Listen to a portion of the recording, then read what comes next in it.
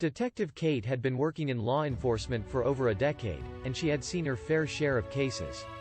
But when she received a call about a murdered CEO, she knew that this case would be unlike any she had ever encountered before.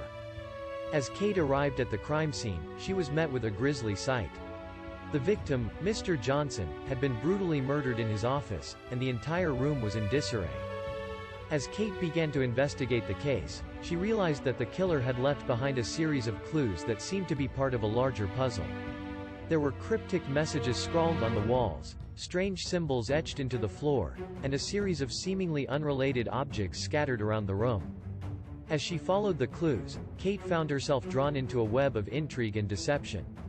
She discovered that the victim had been involved in a web of corruption and shady dealings, and that there were many people who had a motive to see him dead. Kate worked tirelessly to piece together the puzzle and identify the killer.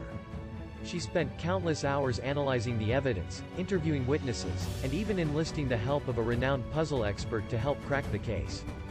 Despite the challenges, Kate managed to solve the case. She identified the killer and brought him to justice, ensuring that Mr. Johnson's murderer was held accountable for his actions.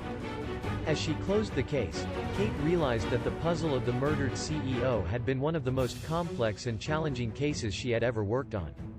But she also knew that it had taught her valuable lessons about the importance of attention to detail, persistence, and the pursuit of justice.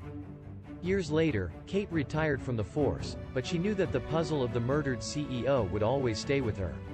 It was a reminder of the power of the human mind, and the incredible lengths people would go to in order to solve a mystery. And she knew that she would always remember the lessons she had learned from it, about the importance of perseverance, determination, and the pursuit of truth.